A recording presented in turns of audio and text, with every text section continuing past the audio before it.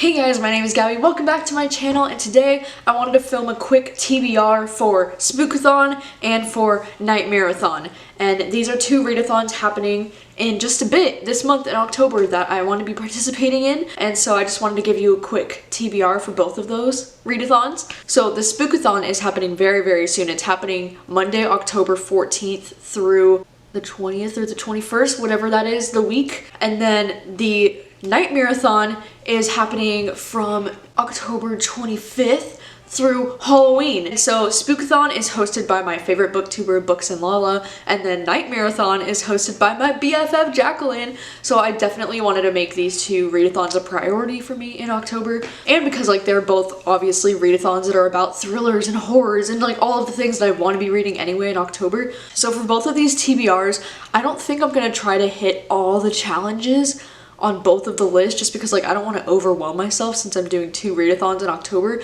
but my goal is going to be to try and read at least 4 books for each of these readathons. So, and I'm gonna go over the Spookathon's TBR that I have first. But one of the books that I want to be reading for the Spookathon is The Chain, because this is a book that's very high up on my October TBR anyways, and this book would complete the challenge for read a thriller and read a book with red on the cover, and also read a book with a spooky word in the title because The Chain, it sounds kind of spooky to me. But this one is one that I'm just very excited about because it's about these kids. It's about these parents who their kids keep getting kidnapped, and in order to get their kid back, they have to kidnap another kid, and it's this chain. And it sounds crazy and really interesting, and I really want to read this. Another book I would really like to read for the Spookathon is And Then There Were None by Agatha Christie, because this one completes the challenge for a book with red on the cover, and it also completes the challenge for something that you wouldn't normally read, because this one is a classic, and it's not something I would usually pick up, but I haven't read anything by Agatha Christie yet, and I'm just really excited to get to her because, as this thing says, she's the queen of mystery, and I haven't read her yet, so really gonna hope to get to this one as well. I think this one also might complete the challenge for read a book with a spooky setting, because this one takes place on an island or something, I want to say. And then another book that I'm definitely going to be reading for Spookathon is this book called Adamtine by Hannah Berry. And this one is going to be completing the challenge for read a book with a spooky setting, because this one is actually a graphic novel, and it has a very dark, spooky setting of at this train station, I believe. I don't really know too much about this because I don't want to know too much going in, but I love at this time of year trying to find the best horror graphic novels out there and reading them for the Spookathon. I did that last year with Black Hole, and even though I didn't end up liking Black Hole, I still really like the idea of going out there and searching for the best horror graphic novels out there and then reading them for the Spookathon. So I think I'm going to keep that tradition this year with Adamtine. And this book was actually on the same list as Black Hole as one of the top 10 creepiest graphic novels out there. So hopefully this one's great. It's about these people who keep disappearing. People are saying that it's a boogeyman and it's a monster. Yeah, and then some years later, 4 strangers that are seemingly random, unconnected, all take the last train home, but something each of them has forgotten or is trying to forget is catching up with them. Alright, and then the 4th book that I might get to during the Spookathon might be a number of different books, but one of the ones that I'm interested in right now is this book called The Bedeviled? Yeah, is that how you say that? The Bedeviled? No, The Bedeviled. But it's this one book that is about this girl. This book is actually it was originally published in the 1970s, and it's a classic horror novel, I guess, but they just revamped the cover and re-released it this year.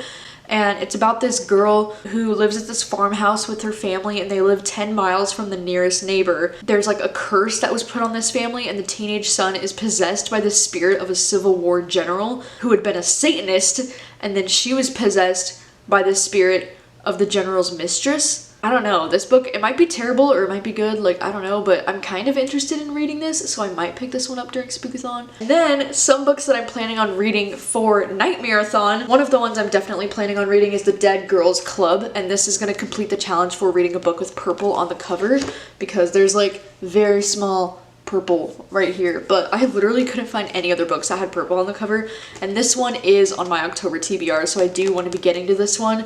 and this one is a supernatural thriller. It's about two young girls, a scary story that becomes far too real, and the tragic and terrifying consequences that follow one of them into adulthood. I feel like this is going to be the perfect read for like creepy Halloween time. This one is an arc actually, and it comes out December 10th. Another book that I'm hoping to get to during Nightmareathon is A Nearly Normal Family, and this one is going to complete the challenge for reading a book about murder, because as far as I know, it says, in this twisted narrative of love and murder, a horrific crime makes a seemingly normal family question everything they thought they knew about their life and one another. This is a thriller that I've been hearing about for the last couple of months, and I haven't read it yet, so I'm hoping to get to it. This book is pretty thick though, so like we'll see. Another book that I just recently learned about that I'm very interested in reading is this book called A Cosmology of Monsters, and this book is being described as like a literary horror novel. This book would complete the challenge for read a book about something you're afraid of, because like monsters. And then the second challenge would be read a paranormal book,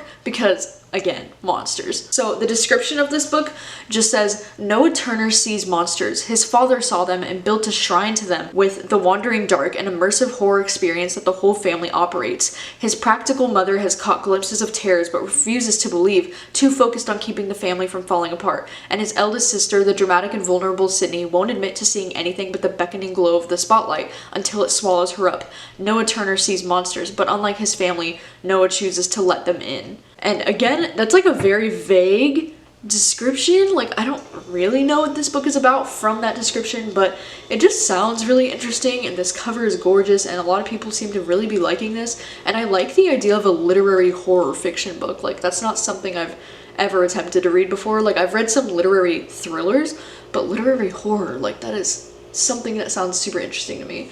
And then one of the other challenges that I wanted to like think about in this readathon that I like is read a backlist thriller, which is something that was published before 2019. So I do have like a couple of different ideas for this. Like, one of the things is The Girls in the Garden by Lisa Jewell. This one came out like several years ago. Like, I don't really know when this one came out. This is one that I might read for that, but again, like, I don't really know. I also have Sharp Objects, which was published a long time ago, and this one's pretty short actually. So maybe this one will be something I can pick up during that, but I don't know. Like, as long as I get to 3 or 4 books during both of these readathons, then I'll be happy. Alright, so those are all of the things that I'm currently planning on reading for the Spookathon and Nightmareathon. And again, like, these TBRs might be changing again because I'm a very impulsive reader, and you know, I might read some of these books before these readathons even begin, because again, I'm an impulsive reader. I just get like the urge and then I just read it. So I'm really excited. I will be doing vlogs for both of these readathons, but they're just gonna be like my week-long vlogs that I just upload at the end of the week. And I'm really excited about that. It's just gonna be a really fun time. And let me know, like, are you planning on participating in either of these readathons? I'll leave links down below to both of them so you can go and check out the announcement videos for them. Yeah, I'm just super excited about it. I love this time of year. I love these spooky readathons. Yeah, let me know if you are participating. Let me know what you're planning on reading, or if you have any recommendations for me for some of your favorite backlist thrillers that were before 2019 that you think would be cool for me to read. Thanks for watching, and I will see you guys next time.